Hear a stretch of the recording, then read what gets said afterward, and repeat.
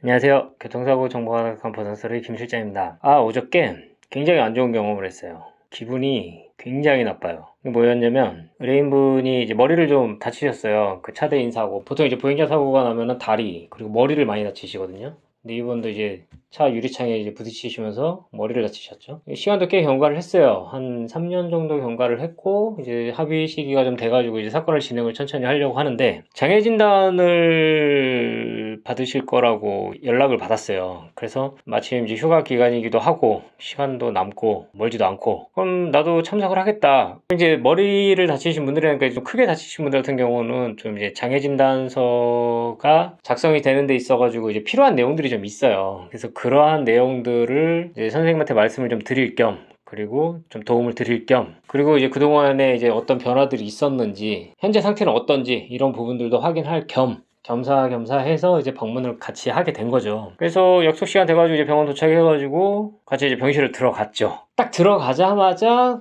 왜 의사 선생님들 보면 이제 분위기들이 있잖아요. 근데 처음부터 좀 안 좋은 분위기를 풍기고 있는 선생님이었었어요. 제가 말하는 그 안 좋은 분위기라는 게 뭐냐면 이 의사라는 권위의식을 갖고 있는 그런 선생님들이 가끔 있어요. 그래가지고 환자한테 막 반말하고 건방지게 대하는 그런 의사들이 있는데 그런 분위기를 딱 풍기더라고요. 제가 많은 사람들을 보는 게 또 직업이다 보니까 그런 쪽은 한 8, 90% 들어맞는 것 같아요. 이런저런 안내가 없어가지고 서 있는데 쳐다도 안 보고 키보드만 두들기고 있더라고요. 그러더니 한참 있다가 자리에 앉으래요. 저는 보통 이제 병실에 들어가면은 앉지 않고 옆에 이렇게 서 있어요. 환자분 옆에. 그래서 환자분한테 어떤 도움이 되는 얘기들이나 의사 선생님이 어떤 궁금해하는 얘기들 그런 부분들에 대해서 환자분들이 잘 기억하지 못하거나 아니면 그런 것들 이제 서류를 보고서 이렇게 선생님들한테 말씀을 드리는데 마찬가지로 이번에도 의사 선생님이 뭔가를 물어보고 환자분이 잘 기억이 안 나서 대답을 못하니까 제가 옆에서 대답을 해드렸죠. 그랬더니 관계가 어떻게 되냐 이렇게 물어보더라고요. 그래서 이 사건을 의뢰한 변호사무실에서 나온 직원입니다.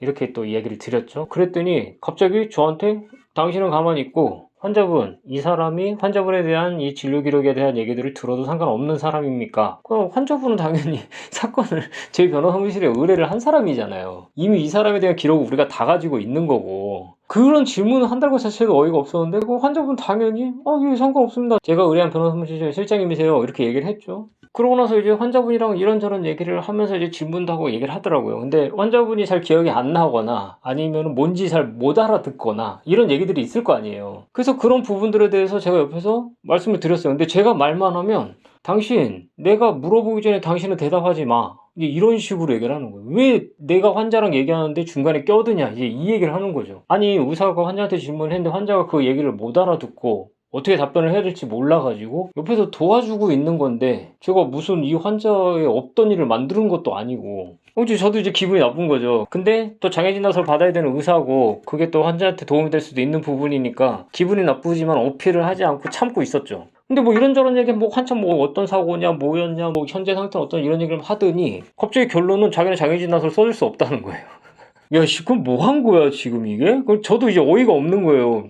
자기는 써줄 수 없고, 재활의학과나, 뭐 정신건강의학과나 그쪽으로 가래요. 그러면 이걸 왜 물어보고 왜 붙잡고 있는 거야? 그래서 전혀 있을 이유가 없잖아요. 그래서 나가려고 딱 하고 있는데, 또 뭔가를 물어보더라고요. 질문을 하면서, 마지막에 검사를 받은 게 언제냐? 내가 볼 때는 지금 머리 MRI가 필요하고, 뭐 CT도 찍어야 되고, 여기까지 이해가 돼요. 근데 이게 이해가 되는 거는 뭐가 전제가 됐을 때 장애 진단을 써야 되는 상황이었을 때. 근데 이 선생님은 지금 장애 진단을 하지 않겠다라고 얘기를 했잖아요, 이미. 그럼 이 선생님한테 이런 검사를 받을 이유가 우리는 없어요. 다른 과에서 받든가 아니면 다른 선생님한테 받든가 다른 병원에서 받든가 하는 게 맞는 거죠. 근데 환자분 입장에서는 또 선생님이 그렇게 얘기를 하니까 검사 필요하면 하겠습니다라고 얘기를 했죠. 근데 사실 그거 아니거든요. 필요가 없거든요. 근데 좋아.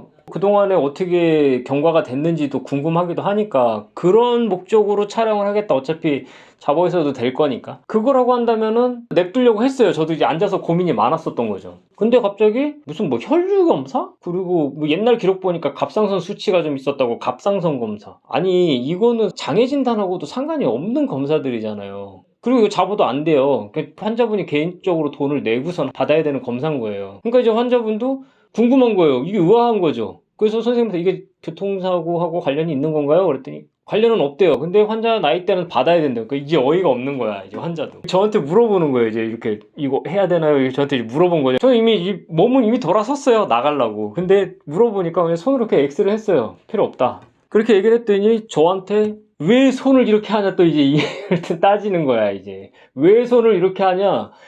그러더니 갑자기 환자한테 강수현이 왜 죽었는지 알아요? 이런 검사 안 받아서 죽은 거예요. 이 얘기를 하는 거야. 어이가 없어가지고 환자분도 이제 화가 나기 시작을 하는 거죠. 내가 뭐 이 검사 안 받으면 당장 죽을 것처럼 당장 무슨 일이 생길 것처럼 그렇게 얘기를 하니까 환자도 기분이 나쁜 거예요. 저는 이제 이미 몸은 돌아섰고 이미 우리는 장애진단 못 써준다, 안 써준다, 나는 써본 적이 없다. 여기서 얘기 끝났어요. 이제 이 선생님한테 더 이상 있을 필요가 없는 거예요. 우리 입장에서는. 이 환자분을 원래 치료했던 의사가 따로 있어요. 그 의사분이 전원을 가시면서 같은 과의 이 다른 선생님, 이 선생님을 찾아온 건데 이렇게 얘기를 하니까 환자분도 황당한 거죠. 특히 강수현 이야기에서는 맛이 갔어요. 정말로. 그래가지고 됐다. 더 이상 내가 여기 있는 건 시간 낭비다 라는 판단이 들어가지고 환자분한테 그냥 이렇게 손짓을 한 거죠. 나가자고. 그러니까 환자분도 눈치를 채시고 밖에 나가서 여기 계신 실장님하고 상의를 해보고 검사를 받을지 말지 판단하고선 말씀드리겠습니다. 혼자서 막 입력을 하더라고요. 뭐 무슨 검사 필요하고 그 와중에서도 그러고 앉아 있는 거예요. 딱 이게 환자도 눈치챈 거죠. 밖에 딱 나오자마자 아니 내가 무슨 지 장사하는 돈벌이도 아니고 써주지도 않을 거면서 뭔 검사들을 이렇게 받으라고 하고 막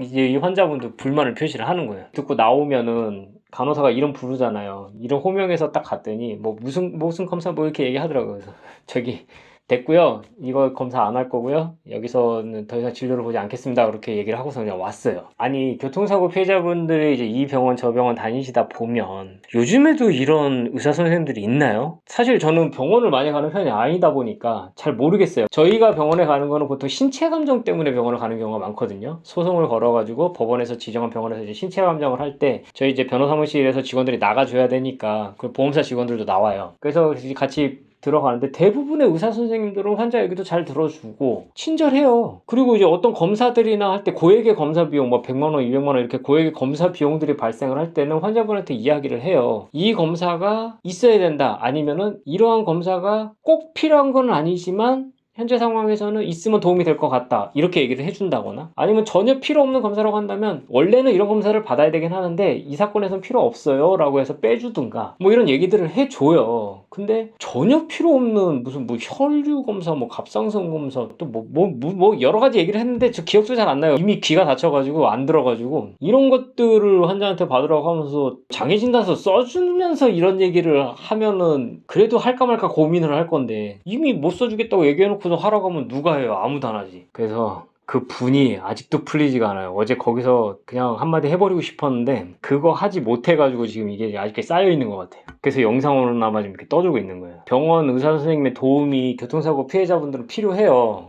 진단이라든가 치료라든가 이런 것들이 나와 주려면 선생님들이 좀 도와주고 어떤 의견이라든가 소견서를 잘 작성해주고 이런 부분도 있어야 되긴 하는데 아니 그거를 대가로 막 이런 것들을 요구를 하고 하는 것도 기분 나쁜데 뭘 해주면서 요구를 하든가 참 이해가 안 되더라고요. 그래서 또 우리 교통사고 피해자 환자분들은 보험사랑도 싸우고 있는데 또 병원 가서 또 이러고 있겠구나 이런 생각이 어제 좀 들더라고요. 그냥 하소연하려고 이런 일도 있다. 여러분들도 조심해라. 이런 일이 벌어지면 그 병원에 계실 필요가 없어요. 그 의사랑 만나실 필요가 없어요. 그냥 재빨리 다른 병원으로 옮기셔가지고 다른 병원에서 치료 받으세요. 나랑 코드 맞는 의사 선생님들 있고 얘기 잘 들어주는 의사 선생님들 굉장히 많아요. 굳이 왜 그런 데서 명의도 아니고 말이야. 이해가 안 돼. 정말로 이해가 안 돼요. 아직까지 화가 풀리지가 않아. 저도 이런 경험을 하는데 다시 한번 생각을 하게 되더라고요. 아무튼 오늘 영상도 도움이 되셨다면 구독, 좋아요, 알람 설정 부탁드리겠습니다. 오늘 영상 여기서 마치도록 하겠습니다. 감사합니다.